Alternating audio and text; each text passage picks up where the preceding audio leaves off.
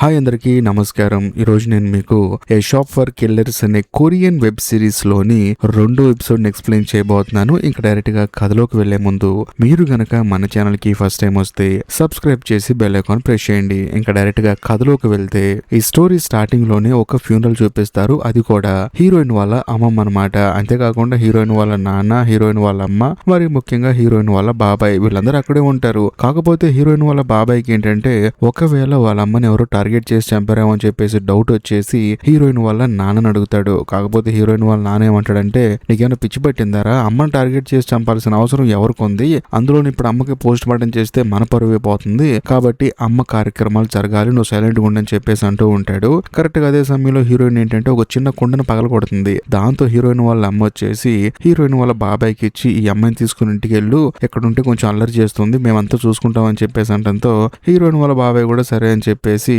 తనని తీసుకుని అక్కడి నుంచి వెళ్ళిపోతాడు. అలా వెళ్ళిపోయిన కొంత సమయానికి ఆ ఫ్యూనరల్ దగ్గర ఒక ఆయన వస్తారనమాట. ఆయన ఎవరో కాదు, లీ అని చెప్పేసి ఈ సిరీస్ స్టార్టింగ్ లో ఒక అతను కనిపెట్టుకుని కూర్చున్నాడు కదా, అతనే ఇతను అనమాట.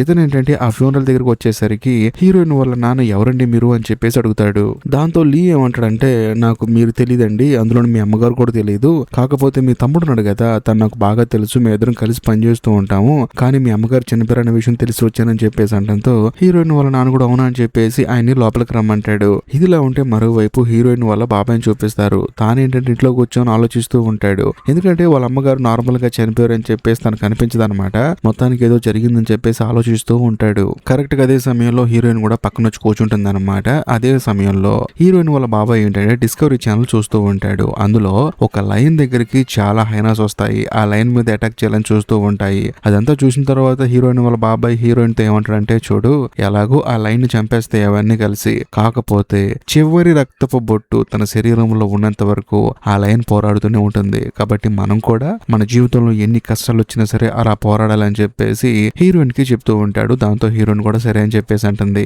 కరెక్ట్ గా అదే సమయంలో హీరోయిన్ వాళ్ళ బాబాయ్ కి కాల్ వస్తుంది. అవతల వైపు నుంచి ఎవరో ఒక ఇన్ఫర్మేషన్ ఇస్తారనమాట. ఆ ఇన్ఫర్మేషన్ విన్న తర్వాత హీరోయిన్ వాళ్ళ బాబాయ్ స్టన్ అయిపోతాడు. నిజం అని చెప్పేసి, అందులో నా మొబైల్ నెంబర్ నీకు ఎలా తెలుసు అని చెప్పేసి అంటంతో అవతల ఉన్న వాళ్ళు ఏమంటారంటే, అర్జెంట్ గా మీ అమ్మగారి ఫ్యూనరల్ జరిగే ప్లేస్ కి వెళ్ళు అని చెప్పేసి అంటంతో హీరోయిన్ వాళ్ళ బాబాయ్ కూడా సరే అని చెప్పేసి కాల్ కట్ చేస్తాడు. ఆ తర్వాత హీరోయిన్ దగ్గరకు వచ్చి, చూడమ్మా నేను ఫ్యూనరల్ జరిగే దగ్గరికి వెళ్తున్నాను, అక్కడ మీ అమ్మా నాన్న ఉన్నారు కదా, అక్కడికి వెళ్తున్నాను నేను, కానీ నువ్వు మాత్రం లోపల తలుపేసుకుని లాక్ మాత్రం ఓపెన్ చేయ మాకు, ఎవ్వరు వచ్చినా సరే ఓపెన్ చేయ మాకు, నా ఫ్రెండ్ మాత్రం వస్తాడు, వాడు వస్తే ఓపెన్ చెయ్యి, అందులోను నా ఫ్రెండ్ గాడు ఒక కోడ్ వర్డ్ చెప్తాడు, అదేంటంటే టేబుల్ టెన్నిస్ అనే కోడ్ వర్డ్ ఉంది, ఆ కోడ్ వర్డ్ చెప్తేనే డోర్ ఓపెన్ చేయని చెప్పేసి అంటంతో హీరోయిన్ కూడా సరే అంటుంది. ఆ తర్వాత హీరోయిన్ వాళ్ళ బాబాయ్ ఏంటంటే అక్కడి నుంచి బయలుదేరి వెళ్తాడు. అలా వెళ్ళిపోయిన కొంత సమయానికి ఎవరో ఒక అతను వచ్చేసి డోర్ మెల్లగా ఓపెన్ చేస్తూ ఉంటాడు. దాంతో హీరోయిన్ కి భయం వేసి, ఎవరండి మీరు, మా బాబాయ్ వాళ్ళ ఫ్రెండ్ అని చెప్పేసి అంటంతో వాడు మాత్రం సైలెంట్ గా వాడి దగ్గర ఉన్న టెక్నిక్స్ యూజ్ చేసి ఆ డోర్ ని ఓపెన్ చేసి లోపలికి వస్తాడు.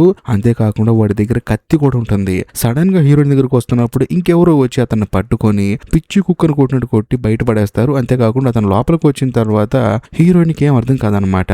వెంటనే అతను లోపలికి వచ్చి, నేనేనమ్మా మీ బాబాయ్ ఫ్రెండ్ అని, ఇదిగో సీక్రెట్ కోడ్ అని చెప్పేసి టేబుల్ టెన్నిస్ అని చెప్పేసి అంటాడు. దాంతో అప్పుడు హీరోయిన్ కి అర్థం అవుతుంది ఇతనే తన బాబాయ్ ఫ్రెండ్ అని చెప్పేసి. అందులోను బేసిక్ ఇతను సైలెంట్ గా ఉండడానికి కారణం ఏంటంటే ఇతనికి నోట్లోంచి మాటలు రావన్నమాట. అందుకని మొబైల్లో టైప్ చేసి మరి చూపిస్తాడు. కరెక్ట్ గా అదే సమయంలో బయట ఎవరో వస్తున్న సౌండ్ వస్తుంది. దాంతో హీరోయిన్ వల్ల బాబాయ్ ఫ్రెండ్ ఏం చేస్తాడంటే హీరోయిన్ ని తీసుకెళ్లి ఒక కబోర్డ్ లో దాక్కోమంటాడు. అంతేకాకుండా ఏం జరిగినా సరే నువ్వు బయటికి రావద్దని చెప్పి అంటాడు. దాంతో తాను కూడా సైలెంట్ గా లోపలికి వెళ్తుంది. కానీ బయట మాత్రం ఏవేవో సౌండ్లు వస్తాయి, గన్ను పేలిన సౌండ్లు వస్తాయి, అంతా భయం వేస్తుంది అనమాట తనకి. దాంతో తాను ఏం చేస్తుందంటే మెల్లగా డోర్ ఓపెన్ చేసి చూస్తే ఆ లీగడ్ ఏం చేస్తాడంటే హీరోయిన్ వల్ల బాబాయ్ ఫ్రెండ్ చేతిని నరికేస్తూ ఉంటాడు. దాంతో అమ్మాయికి అర్థమైపోతుంది మొత్తానికి ఏదో తేడా ఉందని చెప్పేసి తాను ఇక్కడి నుంచి ఎలాగైనా తప్పించుకొని పారిపోవాలని చెప్పేసి విండోలోంచి మెల్లగా దూకేసి పైప్ పట్టుకొని వేలాడుతూ ఉంటుంది. కరెక్ట్ గా అదే సమయంలో అక్కడికి లీగడ్ వస్తాడు. వచ్చిన తర్వాత, నువ్వు మామూలు దానివి కాదు, నువ్వు మీ బాబాయ్ లాగా బాగా తెలివి కలదాను అని చెప్పేసి పైకి రమ్మని చెప్పి అంటూ ఉంటాడు, లేకపోతే చంపేస్తా అని చెప్పి అంటూ ఉంటాడు.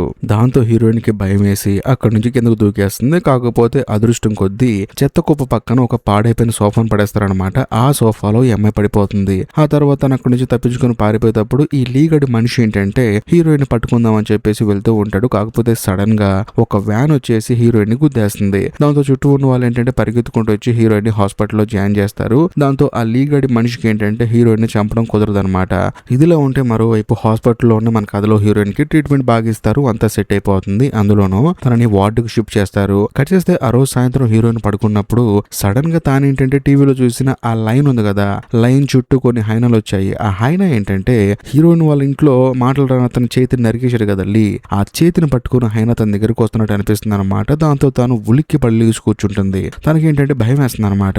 ఇలా కాదని చెప్పేసి అక్కడి నుంచి బయటికి పారిపోయి వచ్చేస్తుంది. కరెక్ట్ గా అదే సమయంలో ఆ లీగడి మనిషి ఏంటంటే హీరోయిన్ ని చంపుదామని చెప్పేసి వస్తాడు. అక్కడికి వచ్చి చూస్తేనేమో హీరోయిన్ బెడ్ మీద ఉంటుంది. మరోవైపు మన కథలో హీరోయిన్ కి ఏంటంటే ఆ లీగడి మనిషి కనిపిస్తాడు. దాంతో తానేం చేస్తుందంటే మార్చరీ రూమ్ లోకి పారిపోతుంది. అందులోనూ ఏదో ఒక డబ్బాలో దాక్కుందామని చెప్పేసి శవం ఉన్న డబ్బాను ఓపెన్ చేసి ఆ శవం పక్కన పడుకుంటుంది తాను. మరోవైపు లీగడి మనిషి ఏంటంటే వెతుక్కుంటూ వస్తూ ఉంటాడు. కానీ కథలో మెంటల్ ఎక్కించే ట్విస్ట్ ఒకటి రివీల్ అవుతుంది. అదేంటంటే హీరోయిన్ ఏ శవం పక్కనైతే పడుకుందో ఆ శవం ఎవరిదో కాదు, హీరోయిన్ వాళ్ళ అమ్మగారిది. ఆ శవాన్ని చూసిన తర్వాత హీరోయిన్ కి మైండ్ బ్లాక్ అయిపోతుంది. అంతేకాకుండా దీన్ని బట్టి మనకు అర్థమైపోతుంది, ఇంతకు ముందు హీరోయిన్ వాళ్ళ బాబాయ్ కాల్ వచ్చింది కదా, అర్జెంట్ గా ఫ్యూనరల్ జరిగే దగ్గరికి వెళ్ళు అని చెప్పేసి. సో అప్పుడే వాళ్ళిద్దరు చనిపోయారు. అందులోనూ వాళ్ళిద్దరిని చంపింది ఎవరో కాదు, ఈ లీగాడే అనమాట.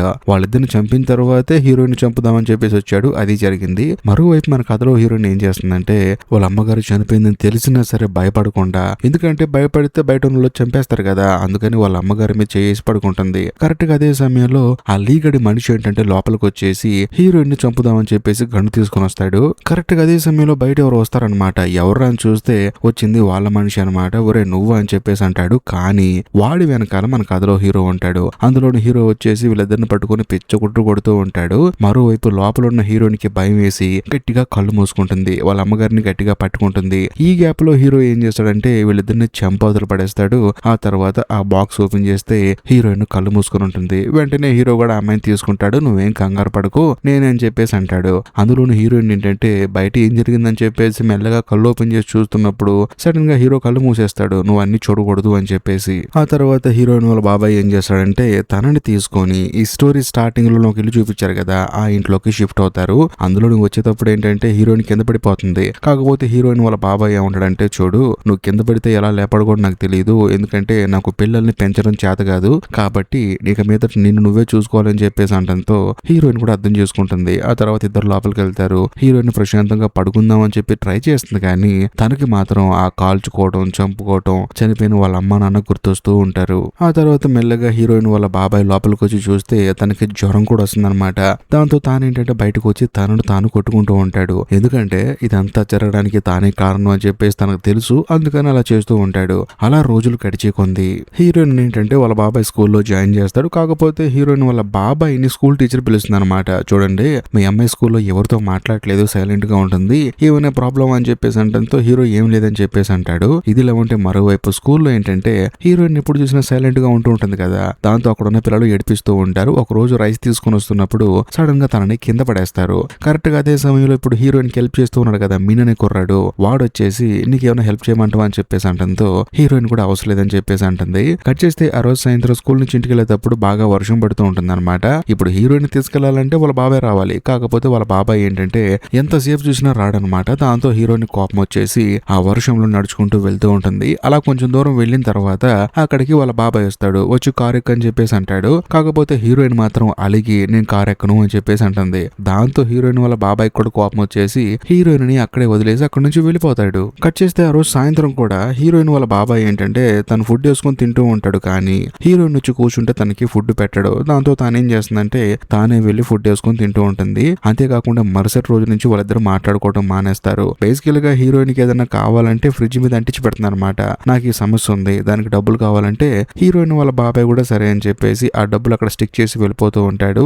మామూలుగా హీరోయిన్ వాళ్ళ బాబాయ్ అలా చేయడానికి మెయిన్ రీజన్ ఏంటంటే ప్రతిదీ హీరోయిన్ తనకి తానుగా నేర్చుకోవాలి, తను వేరే వాళ్ళ మీద డిపెండ్ అవ్వకూడదు అని చెప్పేసి అలా చేస్తూ ఉంటాడు. హీరోయిన్ కూడా దానికి తగ్గట్టుగానే బిహేవ్ చేస్తూ ఉంటుంది. ఒక రోజు అయితే హీరోయిన్ చదువుకునే స్కూల్లో తను ఎవరితో మాట్లాడలేదని చెప్పేసి, నోట్లోంచి ఒక్క మాట కూడా రావట్లేదని చెప్పేసి తనని ఒక రూమ్ లో పడేసి తలుపేసి ఇప్పుడు నువ్వు వరువు కాపాడండి కాపాడండి అని చెప్పేసి అప్పుడు నీ మాటలు వింటాము, ఆ తర్వాత నేను కాపాడటానికి ఎవరో ఒకళ్ళు వస్తారని చెప్పేసి అంటంతో ఆ అమ్మాయి కూడా బాధపడిపోతూ ఉంటుంది.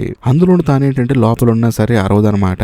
సాయంత్రం అయిపోతుంది, మొత్తం చీకటి పడిపోతుంది. అప్పుడు తనకేంటంటే హాల్యూసినేషన్ స్టార్ట్ అయిపోతుంది, ఆ హైనా వస్తున్నట్లు. దాంతో తనకి భయం వేసి కేకలు వేస్తూ ఉంటుంది. అందులోనూ వాళ్ళ బాబాయ్ని పేరు పెట్టి పిలుస్తూ ఉంటుంది అనమాట. సడన్ గా వాళ్ళ బాబాయ్ కూడా బయటకు వెతుకుతూ ఉంటాడు అనమాట హీరోయిన్ కోసం. తను ఇక్కడ అరుస్తున్నసరికి డోర్ ఓపెన్ చేస్తాడు, లోపలికి వచ్చేసి తనని పట్టుకుంటాడు అనమాట. అప్పుడు హీరోయిన్ అంటుంది, నీ కోసం ఎప్పటి నుంచి వెయిట్ చేస్తున్నాను నేను అని చెప్పేసి అంటంతో ఇక మీద నేను వదిలిపెట్టి ఎక్కడికి వెళ్ళను అని చెప్పేసి అంటాడు. ఆ తర్వాత ఇద్దరు కలిసి ఇంటికి వెళ్తారు. వెళ్ళిన తర్వాత హీరోయిన్ ఫ్రెష్ అయిపోయి బయటకు వచ్చి చూస్తే వాళ్ళ బాబాయ్ వంట వండుతూ ఉంటాడు. దాంతో తానేంటంటే సర్లే నేనే వేసుకుందాం అని చెప్పేసి తను వెళ్తున్నప్పుడు వాళ్ళ బాబాయ్ ఏమంటాడంటే ఇక మీదట మన ఇద్దరం వండుకొని తిందాం అని చెప్పేసి అంటంతో తను ఎంతగానో ఆనందపడుతుంది. అలా వాళ్ళిద్దరు ఏంటంటే కలిసిపోతారు, మాట్లాడుకుంటారు, ఇద్దరు వండుకొని తింటూ ఉంటారు. కట్ చేస్తే కథ ఇప్పుడు ప్రెసెంట్ కి వస్తుంది. ప్రెసెంట్ లో ఇంతకు ముందు బయట ఎవరో ఒక లేడీ డోర్ కొట్టింది కదా, ఆవిడ దగ్గరికి హీరోయిన్ వెళ్తుంది. వెళ్ళిన తర్వాత హీరోయిన్ అడుగుతుంది అనమాట, ఎవరండి మీరు అని చెప్పి అడిగితే నేను మీ బాబాయ్కి బాగా క్లోజ్ అండి, చైనీస్ లాంగ్వేజ్ నేర్పిస్తూ ఉంటాను, అందుకే వచ్చాను నేను, లోపలికి రావచ్చు అని చెప్పేసి అంటంతో హీరోయిన్ మాత్రం ఎవరు రావద్దండి ప్లీజ్ అని చెప్పేసి తనని అక్కడ నుంచి పంపించేస్తుంది. తను ఎందుకు అలా పంపించేసిందంటే ఇంతకు ముందు ఎవరో ఆయుధాలు కొనే అతను వాళ్ళ బాబాయ్ చనిపోయాడు అని చెప్పిన వెంటనే నిన్ను చంపడానికి అక్కడికి చాలా మంది వస్తూ ఉంటారు, నిన్ను కూడా చంపేస్తారని చెప్పేసి అన్నాడు కదా, అందుకని హీరోయిన్ కి భయం వేసి అలా చేసింది. అంతేకాకుండా హీరోయిన్ వాళ్ళ బాబాయ్ ఫోన్ కు మెసేజ్ వస్తుంది అనమాట, చూడు ఆ ఇంటి చుట్టూ చాలా మంది వస్తూ ఉంటారు నిన్ను చంపడానికి, కానీ నువ్వు మాత్రం బయటికి రామాకు, ఎందుకంటే నేను మాత్రమే చంపాలి, నువ్వు నా చేతిలోనే చనిపోవాలని చెప్పేసి మెసేజ్ పంపిస్తాడు. ఇది చూసి హీరోయిన్ స్టన్ అయిపోతుంది. కరెక్ట్ గా అదే సమయంలో హీరోయిన్ దగ్గరికి మిన్ వస్తాడనమాట. వచ్చిన తర్వాత ఆ గన్స్ అమ్మే వెబ్సైట్ గురించి మొత్తం తెలుసుకొని హీరోయిన్ కి చెప్తాడు, చూడు ఈ వెబ్సైట్ లో గన్నులు కొనుక్కోవడం అందరి వల్ల కాదు, కేవలం సీక్రెట్ కోడ్ ఉన్న వాళ్ళు మాత్రమే కొనుక్కుంటారు, అందులోనూ కోడ్ కూడా 4 కలర్స్ లో డివైడ్ అయి ఉంటుంది, వాళ్ళు మాత్రమే కొనగలరు, వాళ్ళు మాత్రమే ఇందులో బిజినెస్ చేయగలరు, ఒక్కొక్క కలర్ కి ఒక్కొక్క మీనింగ్ ఉంటుందని చెప్పేసి అందులో మొదటిగా రెడ్ కలర్ గురించి చెప్తాడు. ఆ రెడ్ కలర్ ఏంటంటే ఈ రెడ్ కలర్ కోడ్ ఎవరికైతే ఇస్తారో వాళ్ళు మాత్రమే ఈ గనులు కొనుక్కుంటారు, ఎందుకంటే కొనుక్కొని మిగతా వాళ్ళని చంపబోయేది వాళ్ళే చంపుతున్నారు కాబట్టి వాళ్ళే ఇక్కడ గన్నులు కొనుక్కుంటారు. మరి ముఖ్యంగా ఇంక రెండో కలర్ పర్పుల్ కలర్ వాళ్ళు ఏంటంటే ఈ గన్నులు కొనే వాళ్ళందరూ నిజంగానే రెడ్ కలర్ కోడ్ ఉన్న వాళ్ళ, లేకపోతే వేరే వాళ్ళు ఇల్లీగల్ గా వచ్చి కొనుక్కుంటున్నారా, ఒకవేళ రెడ్ కలర్ కోడ్ ఉన్నా కూడా గన్నులు కొనుక్కొని వాళ్ళు న్యాయంగా మనుషులను చంపుతున్నారా లేకపోతే వాళ్ళ స్వార్థం కోసం యూజ్ చేసుకుంటున్నారా అని చెప్పేసి ఆ రెడ్ కలర్ కోడ్ వాళ్ళని కంటిన్యూస్ గా వాచ్ చేస్తూ ఉంటారు. వీళ్ళ పని ఇది అనమాట.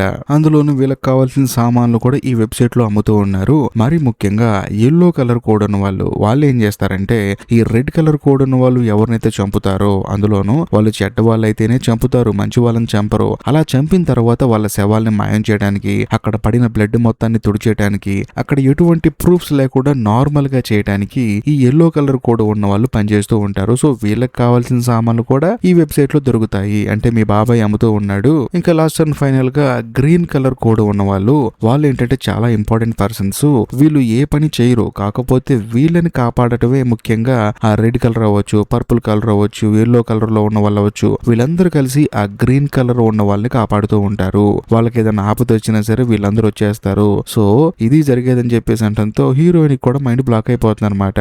కరెక్ట్ గా అదే సమయంలో బయట ఏదో సౌండ్ వస్తుంది. ఏంటని చూస్తే ఒక డ్రోన్ వీళ్ళ ఇంటి దగ్గరకు వస్తుంది. అంతేకాకుండా వచ్చిన తర్వాత వీళ్ళ మీద కాల్పులు జరుపుతుంది. కాకపోతే ఆ గ్లాస్ ఏంటంటే బుల్లెట్ ప్రూఫ్ గ్లాస్ అవటం వల్ల ఎన్ని బుల్లెట్లు కాల్చినా ఆ గ్లాస్ కి ఏం కాదు, దాంతో వీళ్ళు రిలాక్స్ అవుతారు. కానీ ఆ డ్రోన్ ఏం చేస్తుందంటే ఆ గ్లాస్ కి ఒక బాంబును సెట్ చేస్తుంది, దాంతో గ్లాసు పగిలిపోతుంది. ఆ తర్వాత డ్రోన్ లోపలికి వచ్చేసి ఇద్దరి మీద అటాక్ చేస్తూ ఉంటుంది. కరెక్ట్ గా అదే సమయంలో మిన్ ఏం చేస్తాడంటే ఒక కబోర్డ్ లో దాక్కుంటాడు అనమాట, ఐరన్ కబోర్డ్ లో. ఆ కబోర్డ్ ని డ్రోన్ కాల్ చేస్తూ ఉంటుంది. అయినా సరే బుల్లెట్ లోపలికి వెళ్ళలేవు అనమాట, ఎందుకంటే అది స్ట్రాంగ్ ఐరన్ అనమాట. ఇలా కాదని చెప్పేసి ఆ డ్రోన్ ఏం చేస్తుందంటే ఆ ఐరన్ కి బాంబ్ ఫిక్స్ చేస్తుంది. దాంతో బాంబ్ పేలిన తర్వాత ఆ డోర్ మొత్తం ఊడి బయటకు వచ్చేస్తుంది.